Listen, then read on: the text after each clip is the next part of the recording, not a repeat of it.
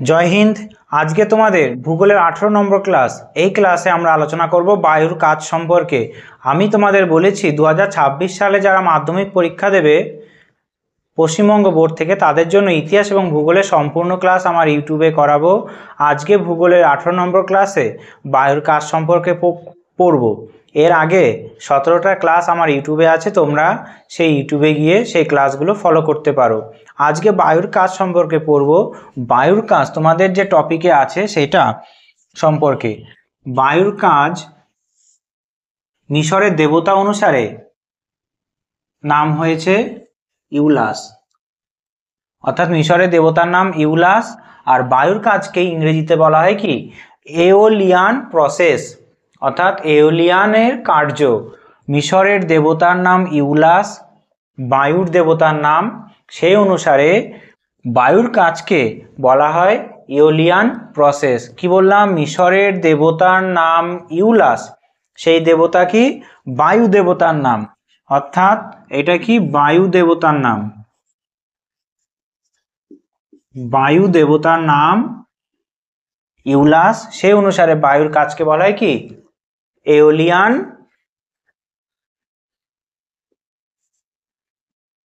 কার্য বা প্রসেস।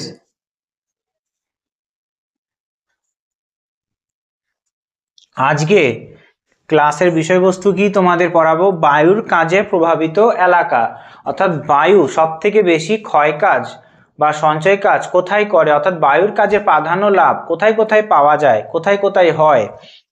যে বায়ুর কাজে প্রাধান্য সব থেকে বেশি হয়, এক মরুভূমিতে, আর দুই সমুদ্রের উপকূলবর্তী এলাকায়। সমুদ্র উপকূলবর্তী এলাকা বলতে কি বোঝায়? সমুদ্রের কাছাকাছি অঞ্চল। আর কি পড়ব? পৃথিবীতে কোথায় কোথায় প্রধান মরু অঞ্চল আছে। মরু অঞ্চল দু ধরনের হয়, একটা ক্রান্তীয় উষ্ণ মরুভূমি আর উপক্রান্তীয় শীতল মরুভূমি। এরপরে পড়ব উষ্ণ মরুভূমির প্রকারভেদ। উষ্ণ মরুভূমির প্রকারভেদ, বালিময় মরুভূমি আছে, শিলাময় মরুভূমি আছে, আর পাথুরে মরুভূমি আছে। আর কি আছে? সারিবৃত্ত শুষ্ক মরুভূমি। এই কটা আজকে তোমাদের ক্লাসের টপিক। তাহলে আমরা প্রথমে পড়ি যে বায়ুর কাজ প্রভাবিত এলাকা, অর্থাৎ বায়ুর কাজ সব থেকে বেশি কোথায় কোথায় দেখতে পাওয়া যায়। কোথায় পাওয়া যায়? এক সমুদ্রেতে পাওয়া যায় দেখতে, আর একটা সমুদ্রের উপকূলবর্তী এলাকায় পাওয়া যায়। তার কারণ হলো সমুদ্র উপকূল এবং বায়ু এবং মরুভূমিতে বায়ুর কাজের প্রাধান্য লাভের কারণ হলো যে এইখানে বায়ুর গতিপথের কোনো বাধা থাকে না। আমরা জানি মরুভূমিতে সম্পূর্ণরূপে বালিময় থাকে, সেখানে গাছপালা তেমন জন্মায় না, তাই যে বায়ু প্রবাহিত হয় সেই জন্য সেইখানে কোনো রকম বাধার থাকে না। এইটা আমাদের এলাকা, আমাদের মতো জায়গা, সেইখানে কি আছে? এরকম বড় বড় গাছপালা আছে, ঘরবাড়ি আছে।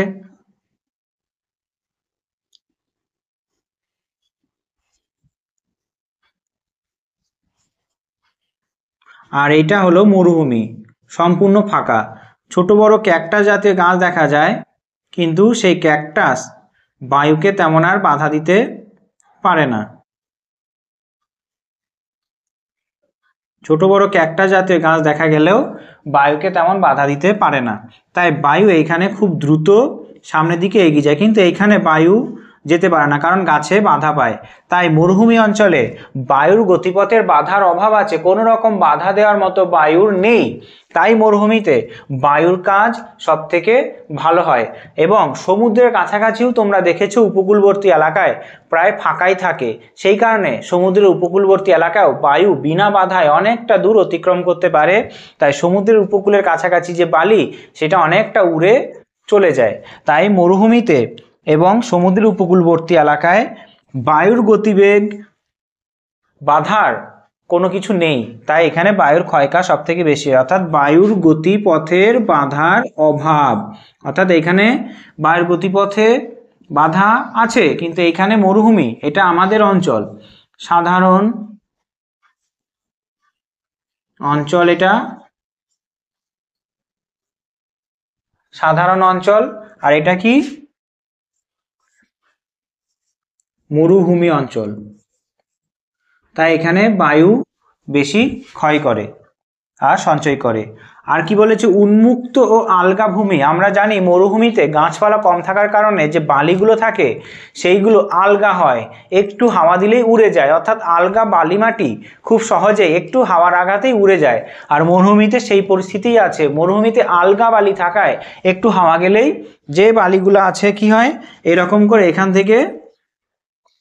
থেকে এরকম করে উড়ে চলে যায়, বালি কণাগুলো উড়ে চলে যায়। এখানে যে বালি কণাগুলো ছিল সেইগুলো কি হয়, এখান থেকে উড়ে চলে যায়, অন্যদিকে চলে যায়। কিন্তু এইখানে আলগা ভূমি নেই, তাই এখানে উঠতে পারে না। তাই মরুভূমিতে উন্মুক্ত আলগা ভূমি থাকায় সব থেকে বেশি করে বায়ুর কাজ হয়। এই যে বালিগুলো আছে সেগুলো কি হবে, এরকম করে উঠে যাবে। আর এরপরে আছে কি, যান্ত্রিক আবহবিকারের প্রাধান্য। যান্ত্রিক আবহবিকার বলতে কি বোঝায়, মরুভূমিতে উষ্ণতার পার্থক্য দিন রাতের খুব বেশি হয়, তাই দিনের বেলায় কোনো শিলা সম্প্রসারিত হয়, রাত্রিবেলা সংকুচিত হয়। আর শিলা মনে রাখতে হবে তাপের কুপরিবাহী, শিলার ওপরের অংশটা যতটা গরম হয় ভেতরেরটা তেমন গরম হয় না। এইরকম কন্টিনিউ চলে যে দিনের বেলায় ওপরটা গরম হচ্ছে আবার ঠান্ডা হচ্ছে, কিন্তু ভেতরেরটা কোনো রকম পরিবর্তন হচ্ছে না, ঠান্ডা হচ্ছে না গরম হচ্ছে না, কিন্তু শিলার বাইরের অংশটা হচ্ছে। সেই কারণে শিলা এরকম ঠান্ডা গরম হতে হতে কি হচ্ছে, একটা সময় যান্ত্রিক আবহবিকার হয়ে যাচ্ছে। অর্থাৎ এইটা একটা মরুভূমি অঞ্চল, এইখানে যে শিলা দেখতে পাচ্ছ এই শিলার বাইরের অংশ, এই বাইরের অংশ কি হচ্ছে, এটা হলো শিলার বাইরের অংশ। এই বাইরের অংশ সূর্যের তাপে দিনের বেলায় কি হয়, গরম হচ্ছে। ভেতরের অংশ হয় না কেন, কারণ শিলা তাপের কুপরিবাহী, ভেতরের অংশ একই থাকছে, কোনো রকম গরম হচ্ছে না ঠান্ডা হচ্ছে না। এই ওপরের অংশগুলো বেশি করে গরম হচ্ছে। এরপর কি হচ্ছে, যখন আবার রাত্রি চলে আসে দিনের বেলায় উষ্ণতা মরুভূমির অনেক বেড়ে যায়, রাত্রিবেলা উষ্ণতা অনেক কমে যায়। এরকম কন্টিনিউ হতে হতে এই যে শিলাখণ্ডটা দেখতে পাচ্ছে এটা কি হয়ে যায়, ভেঙে যায়, আর সহ্য করতে পারে না। উপরের অংশগুলো ভেঙে প্রথমে ফাটল ধরবে, এরকম ফাটল ধরবে, ক্র্যাক আসবে, এরকম ফাটল আসবে, ফাটল এসে কি হবে, ধীরে ধীরে এই ফাটলটা আরো বড় হতে হতে এই শিলাটা এরকম, এই জায়গাটা কি হবে, এই শিলাটা ছোট হয়ে গেল, অর্থাৎ উপরের অংশটা ভেঙে এখানে পড়ে রইল। তাহলে এইগুলো কি হয়ে গেল, টুকরো টুকরো হয়ে গেল, বালি বালি হয়ে গেল। তাই মরুভূমিতে এত যান্ত্রিক আবহবিকার হয়েছে, তার জন্য সমস্ত শিলাই ভেঙে টুকরো টুকরো হয়ে বালি হয়ে গেছে। এবার এই বালিগুলো খুব সহজেই উড়ে যেতে পারে। তাই বলছে মরুভূমিতে যান্ত্রিক আবহবিকার বেশি হয়ে শিলাগুলো যেগুলো বড় বড় ছিল সেগুলো ভেঙে টুকরো টুকরো হয়ে গেছে, তাই সেইগুলো বায়ুর আঘাতে খুব দ্রুত উড়ে চলে যায়। তাই বলছে যে যান্ত্রিক আবহবিকার প্রাধান্য থাকার কারণে মরুভূমিতে বায়ুর কার্য বেশি হয়। আর সমুদ্রতেও, উপকূল অঞ্চলেও কিছুটা যান্ত্রিক আবহবিকারের জন্য সেটা কি হচ্ছে, সমুদ্র উপকূলে যান্ত্রিক আবহবিকারের জন্য সমুদ্র উপকূলে কি হচ্ছে, যে বায়ুর ক্ষয় কাজ, সঞ্চয় কাজ বেশি হচ্ছে। আর কি আছে, সমুদ্র তরঙ্গ। সমুদ্র তরঙ্গ কি বলা হয়, সমুদ্র তরঙ্গ হলো যে এটা যদি সমুদ্র উপকূলবর্তী এলাকা হয়, এটা সমুদ্রের জল,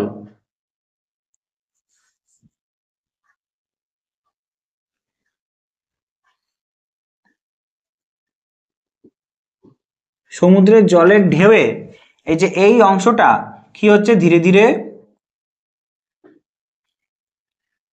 ক্ষয় হয়ে ভেতরের দিকে যাচ্ছে। এই যে এই অংশটা ক্ষয় হয়ে ভেতরের দিকে যাচ্ছে। আর এই যে ক্ষয়জাত জিনিসগুলো সমুদ্র কি নিয়ে আসছে, আরও এইদিকে পলিবালিগুলো কি হচ্ছে, উপকূলের দিকে, এই বেলাভূমির দিকে এইদিকে নিয়ে আসছে। এইগুলো সমুদ্র বাহিত বালি এই উপকূলের দিকে নিয়ে আসছে। এই উপকূলের দিকে নিয়ে আসা দরুন এই জায়গাটার পলিবালির পরিমাণ বাড়লো, বালির পরিমাণ বাড়লো। এবার এইখানে তো আমরা জানি সবসময় সমুদ্রের বায়ু প্রবাহিত হতে থাকে, তাই এই বালিগুলো কি হবে, খুব সহজেই উড়ে যাবে। তাই বলা হয় যে সমুদ্রের তরঙ্গের জন্য অনেক বালি এই উপকূলের দিকে চলে আসলো, এই বালিগুলো এবার বায়ুর গতিবেগে এখান থেকে উড়ে চলে যাবে বা অন্য জায়গায় গিয়ে জমা হবে বায়ুর আঘাতে। তাই এই সমস্ত কারণে মরুভূমিতে এবং সমুদ্র উপকূলে বায়ুর কাজের প্রাধান্য লাভ করে। প্রথম কি বললাম, বায়ুর গতিপথের বাধার অভাব নেই, অর্থাৎ আমাদের এইখানে এরকম সাধারণ গাছপালা প্রচুর আছে, তাই বায়ুর বাধার অনেক বস্তু আছে। কিন্তু মরুভূমিতে কিছুই নেই, ছোট ছোট দুটো তিনটে ক্যাকটাস গাছ আছে, সেগুলো বায়ু বাধা দিতে পারে না, তাই মরুভূমিতে বায়ুর কাজের প্রাধান্য লাভ করে।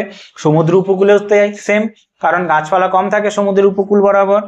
যান্ত্রিক আবহবিকারের উন্মুক্ত আলগা ভূমি সমুদ্র উপকূলে এবং মরুভূমিতে পুরোপুরি সম্পূর্ণ আলগা ভূমি থাকা এখানে বায়ুর কাজের খুব ভালো রকম সুবিধা করে দেয়, কারণ উন্মুক্ত আলগা ভূমি বালি বা যে কোনো বস্তু কি হয় বায়ুর আঘাতে খুব সহজেই চলে যায়।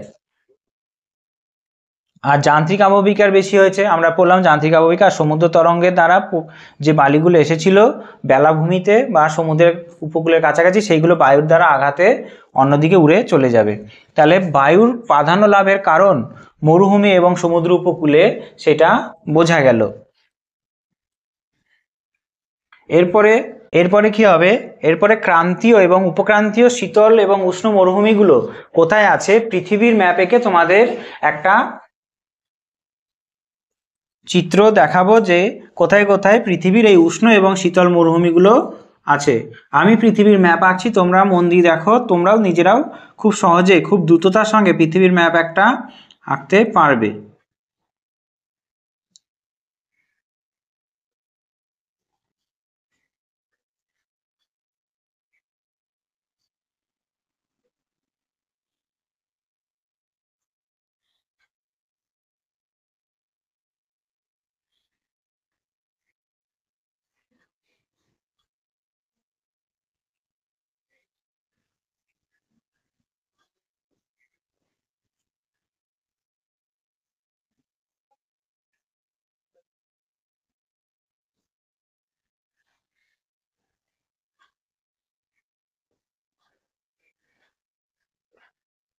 এটা হয়ে গেল উত্তর আমেরিকা, এটা হয়ে গেল দক্ষিণ আমেরিকা। এরপরে আফ্রিকা আঁকছি কি করে দেখো।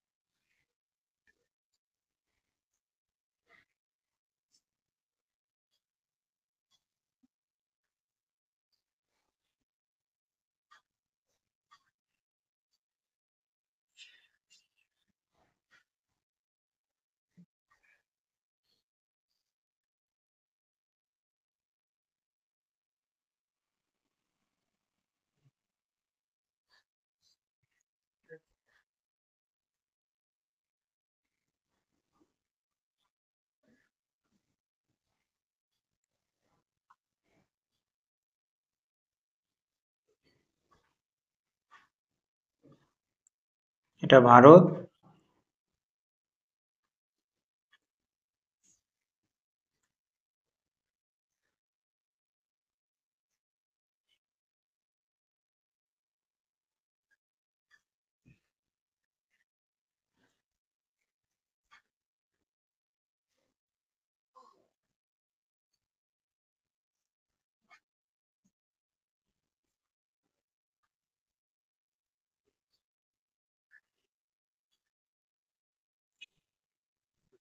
এটা জাপান, এটা চীন, এটা অস্ট্রেলিয়া,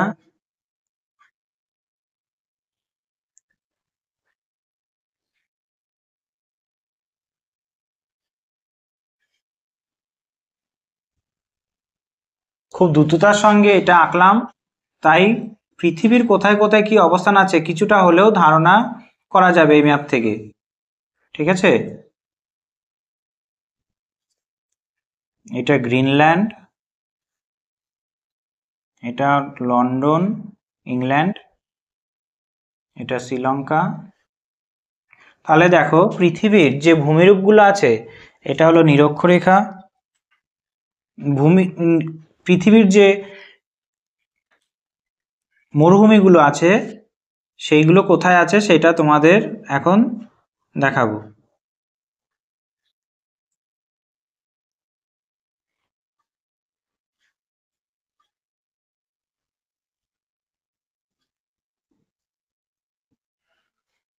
এটা হলো 23.5 ডিগ্রি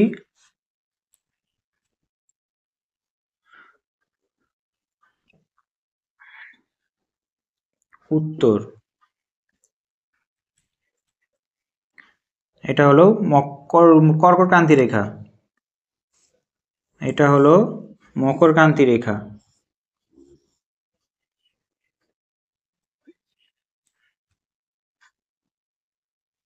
27 ডিগ্রি দক্ষিণ।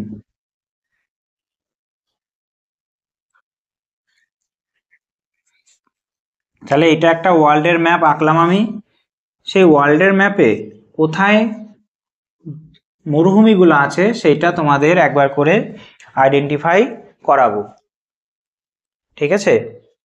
তাহলে প্রথম যদি মরুভূমির কথা বলি আমি, সেই প্রথম মরুভূমি পৃথিবীর সব থেকে বড়, এই যে দেখতে পাচ্ছ যে এটা 60 ডিগ্রি করে দিয়ে, একটা 60 ডিগ্রি করলে তোমাদের আরো ভালো হবে। এটা 60 ডিগ্রি অক্ষরেখা,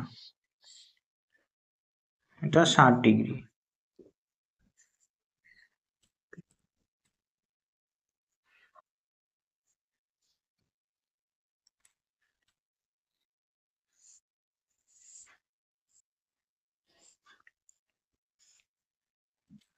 এটা 60 ডিগ্রি। তাহলে মনে রাখবে যে এইখানে বলেছে যে 10 থেকে 30 ডিগ্রির মধ্যে আমাদের কি দেখা যাবে, উষ্ণ মরুভূমিগুলো দেখা যাবে। অর্থাৎ এই যে 0 ডিগ্রি দেখছো, এই 0 ডিগ্রির কিছুটা উপরে 10 ডিগ্রি থেকে মোটামুটি এইটা তো 23.5 ডিগ্রি এই পর্যন্ত, অর্থাৎ 10 ডিগ্রি এইখান থেকে এই 30 ডিগ্রি পর্যন্ত যে মরুভূমিগুলো দেখা যাবে সেটা কি হবে, সেটা হবে উষ্ণ মরুভূমি। আর 40 ডিগ্রির পরে, অর্থাৎ এর একটু পরে 40 ডিগ্রি, এটা এই 40 ডিগ্রি থেকে 50 ডিগ্রি পর্যন্ত কি দেখা যাবে, শীতল মরুভূমিগুলো দেখা যাবে। এটা 10 ডিগ্রি,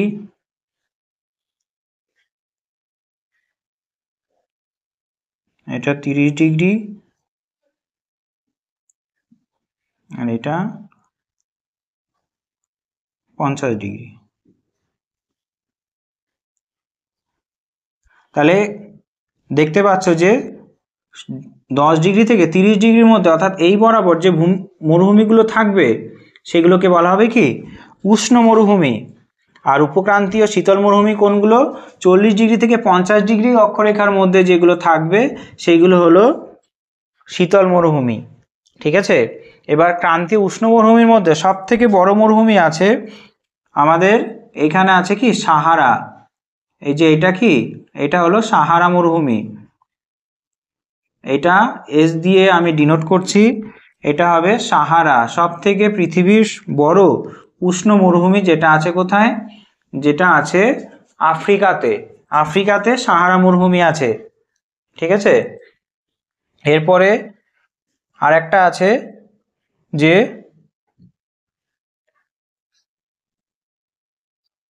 এইখানে আছে অস্ট্রেলিয়াতে আছে গ্রেট ভিক্টোরিয়া ডেজার্ট, গ্রেট, এটা জিভি দিয়ে ডিনোট করলাম আমি, জিভি। এটা একটা উষ্ণ মরুভূমি, গ্রেট ভিক্টোরিয়ান ডেজার্ট আছে অস্ট্রেলিয়াতে। সাহারা মরুভূমি আছে কোথায়, সাহারা মরুভূমি আছে আফ্রিকাতে। আর একটা এখানে মরুভূমি আছে, এটা হলো নামাবিয়া মরুভূমি, নামাবিয়া মরুভূমি। আর এটা কি, তার সাইডে আছে কালাহারি মরুভূমি, কালাহারি এবং নামাবিয়া মরুভূমিও কোথায় আছে, আফ্রিকাতেই আছে, ঠিক আছে? এরপরে আছে এই যে এইখানে আছে সোনেরান মরুভূমি, সোনেরান, এইখানে আছে সোনেরান মরুভূমি। কোথায় এটা, এটা আছে ক্যালিফোর্নিয়ায়, কিছুদিন আগে দাবানল হয়েছিল ক্যালিফোর্নিয়ায়, সেইখানে আছে সোনেরান মরুভূমি। এইখানে আছে আটাকামা মরুভূমি, আটাকামা, এটা হলো আটাকামা, এ দিয়ে ডিনোট করলাম আমি। তাহলে ভারতে আছে কি, ভারতে আছে থর মরুভূমি। তাহলে অস্ট্রেলিয়াতে আছে great Victorian desert, Sahara desert আছে আফ্রিকাতে, নামাবিয়া কালাহারি মরুভূমি আছে আফ্রিকাতে, আটাকামা মরুভূমি আছে কোথায়? দক্ষিণ আমেরিকায় সোনেরান মরুভূমি আছে কোথায়? উত্তর আমেরিকার ইউএসএতে ক্যালিফোর্নিয়াতে। আর আরেকটা এখানে মরুভূমি আছে প্যাটাগোনিয়া, আর্জেন্টিনায় আছে প্যাটাগোনিয়া মরুভূমি। প্যাটাগোনিয়া মরুভূমি কোথায় আছে? প্যাটাগোনিয়া মরুভূমি কোথায় আছে? এটা বললাম আর্জেন্টিনাতে। ভারতে আছে থর মরুভূমি, টি দিয়ে ডিনোট করেছি, ঠিক আছে। আর চীনে পৃথিবীর বৃহত্তম শীতল মরুভূমি আছে গোবি। গোবি মরুভূমি হলো পৃথিবীর বৃহত্তম শীতল মরুভূমি। মনে রাখবে পৃথিবীর উষ্ণতম মরুভূমির নাম সব থেকে বড় কি? সাহারা। আর গোবি মরুভূমি কোথায় আছে? এই যে এখানে চীনে, সেটা হলো পৃথিবীর বৃহত্তম শীতল মরুভূমি। এই প্যাটাগোনিয়া যেটা বললাম আর্জেন্টিনাও, এটা একটা শীতল মরুভূমি, ঠিক আছে। মরুভূমি কোথায়, কেন, কিভাবে তৈরি হয়েছে সেটা আমরা পরের জলবায়ুর চ্যাপ্টারে গিয়ে পড়ব। শুধুমাত্র আজকে দেখালাম মরুভূমিগুলো কোথায় কোথায় মোটামুটি আছে, ঠিক আছে। তোমাদের কাছে যদি অ্যাটলাস থাকে, পৃথিবীর প্রাকৃতিক যে ম্যাপ আছে, ফিজিক্যাল ম্যাপ আছে, সেইটা খুললেই পৃথিবীর মরুভূমিগুলো আরো ভালো করে দেখতে পাবে। এইগুলো জাস্ট একটা আইডেন্টিফাই করে দিলাম কোথায় কোথায় মোটামুটি আছে, তোমরা অ্যাটলাস খুললে আরো ভালো করে দেখতে পাবে। তাহলে পৃথিবীর উষ্ণ মরুভূমি আর শীতল মরুভূমি বলতে কি বোঝায়? উষ্ণ মরুভূমি সেখানে উষ্ণতা বেশি থাকবে, আর শীতল মরুভূমিতে ঠান্ডা বেশি থাকবে। উষ্ণ মরুভূমি থাকবে 10 থেকে 30 ডিগ্রিতে, আর শীতল মরুভূমি তৈরি হবে পৃথিবীর 40 থেকে 50 ডিগ্রি উত্তর এবং দক্ষিণ অক্ষাংশে। আর উষ্ণ মরুভূমি 10 থেকে 30 ডিগ্রি উত্তর এবং দক্ষিণ অক্ষাংশে, শীতল মরুভূমি 40 ডিগ্রি থেকে 50 ডিগ্রি দক্ষিণ অক্ষাংশে। এরপরে পড়ব আমরা উষ্ণ মরুভূমির প্রকারভেদ। উষ্ণ মরুভূমির যে প্রকারভেদ আছে সেটা প্রথমে আছে কি? বালিময় মরুভূমি। বালিময় মরুভূমিকে কি বলা হয়? বালিময় মরুভূমিকে সাহারায় বলা হয় আর্গ এবং তুর্কমেনিস্তানে বলা হয় কুম। তোমরা মনে রাখবে পরীক্ষায় এগুলো দেয় কিন্তু শর্ট প্রশ্নে, যে সাহারা মরুভূমিতে বালিময় মরুভূমিকে কি বলা হয়? আর্গ। সাহারা মরুভূমির বালিময় মরুভূমিকে বলা হয় কি? আর্গ। আর তুর্কমেনিস্তানের যে মরুভূমি আছে সেই বালিময় মরুভূমিকে বলা হয় কুম। এগুলো শর্ট প্রশ্ন কিন্তু দেবে। তারপরে আছে শিলাময় মরুভূমি। শিলাময় মরুভূমিকে সাহারায় কি বলা হয়? হামাদা। উষ্ণ মরুভূমির আরেকটা ভাগ শিলাময় মরুভূমি, সাহারায় একে বলা হয় কি? হামাদা। হামাদা হলো সাহারায় শিলাময় মরুভূমি। পাথুরে মরুভূমিকে আলজেরিয়ায় কি বলা হয়? আলজেরিয়ায় বলা হয় রেগ। আলজেরিয়ায় বলা হয় রেগ। লিবিয়া ও মিশরে বলা হয় কি? সেরির। আর অস্ট্রেলিয়াতে বলা হয় গিবারস। তাহলে প্রথম থেকে আরেকবার বলি, এটা খুব ভীষণ ইম্পর্টেন্ট, একটা শর্ট প্রশ্ন দেয় এখান থেকে। সাহারায় মরুভূমি যে আছে, উষ্ণ মরুভূমির প্রকারভেদ পড়ছি, সে তার মধ্যে প্রথম বললাম কি? বালিময় মরুভূমি। বালিময় মরুভূমিকে সাহারায় বলা হয় আর্গ, তুর্কমেনিস্তানে বলা হয় কুম। শিলাময় মরুভূমিকে সাহারায় বলা হয় হামাদা। পাথুরে মরুভূমিকে আলজেরিয়ায় বলা হয় রেগ। লিবিয়া ও মিশরে বলা হয় সেরির এবং অস্ট্রেলিয়াতে বলা হয় গিবারস। গিবারস। আর সারিবৃত্ত শুষ্ক মরুভূমি বলতে কি বোঝায়? আমাদের অনেকটা দক্ষিণে, সব থেকে দক্ষিণে আছে, এইটা হলো আন্টার্কটিকা। এই আন্টার্কটিকায় টোটালটাই কি আছে? বরফ জমে আছে। এটা হলো আন্টার্কটিকা। এই আন্টার্কটিকায় সব জায়গায় বরফ জমে আছে। এই বরফের ভেতরে জল থেকে গাছ শোষণ করতে পারে না, তাই এখানে গাছ জন্মায় নাই। তাই এটাকে বলা হয় কি? জল থাকা সত্ত্বেও গাছ জন্মায়নি, অতি ঠান্ডার জন্য এবং বরফের জল শোষণ করতে পারবে না বলে এইখানে গাছ জন্মায়নি। তাই এইখানের যে মরুভূমি তৈরি হয়েছে এটাকে বলা হয় কি? সারিবৃত্ত শুষ্ক মরুভূমি। তাই আন্টার্কটিকা কি? একটা সারিবৃত্ত শুষ্ক মরুভূমি। কেন সারিবৃত্ত শুষ্ক মরুভূমি বললো? কারণ এখানে বরফে জল থাকা সত্ত্বেও গাছ জল শোষণ করতে পারে না, তাই আন্টার্কটিকা হলো সারিবৃত্তীয় শুষ্ক মরুভূমি, ঠিক আছে। তাহলে পৃথিবীর কোথায় কোথায় কোন মরুভূমি আছে তোমরা অ্যাটলাসে আরেকবার দেখবে। আরেকবার আমি বলি দিই, ভারতে আছে থর, চীনের উত্তরে আছে গোবি মরুভূমি, পৃথিবীর বৃহত্তম শীতল মরুভূমি। অস্ট্রেলিয়া আছে গ্রেট ভিক্টোরিয়ান ডেজার্ট। তারপরে আফ্রিকার দক্ষিণে আছে কালাহারি এবং নামাবিয়াতে আছে নামাবি মরুভূমি। কালাহারি মরুভূমিরই একটি অংশ নামাবিয়া মরুভূমি। উত্তর আমেরিকায় আছে সোনেরান মরুভূমি। দক্ষিণ আমেরিকায় আছে প্যাটাগোনিয়া আর্জেন্টিনায়, এবং এখানে আছে আটাকামা মরুভূমি। তাহলে মরুভূমিগুলো জানা গেল। তাহলে আমরা আজকের ক্লাসে কি পেলাম? বায়ু কেন মরুভূমিতে এবং সমুদ্রে সবথেকে বেশি কাজ করে এবং পৃথিবীর কোথায় কোন মরুভূমি আছে সেটা সম্পর্কে আমরা কিছুটা ধারণা পেলাম। এরপরে আমরা পড়ব বায়ুর কাজের প্রক্রিয়া, বায়ুর ক্ষয় কাজ, বায়ুর সঞ্চয় কাজ, বায়ুর বহন কাজ। তারপরে আমরা পড়ব বায়ুর ক্ষয় কার্যের ফলে সৃষ্ট ভূমিরূপ, তারপরে পড়ব বায়ুর সঞ্চয় কার্যের ফলে সৃষ্ট ভূমিরূপ, তারপরে পড়ব বায়ু এবং জলাধারার মিলিত কার্যের ফলে সৃষ্ট ভূমিরূপ। তারপরে আরেকটা ছোট্ট টপিক আছে মরুভূমি সম্প্রসারণের কারণ। তাহলেই আমাদের ফার্স্ট চ্যাপ্টার শেষ হয়ে যাবে। তারপরে আমরা শুরু করব ভারতের ভূগোল, ভারতের প্রাকৃতিক পরিবেশ নিয়ে। তবে আজকের জন্য এইটুকুই। তোমরা ক্লাসগুলো ফলো করবে, তোমাদের সুবিধা হবে। জয় হিন্দ।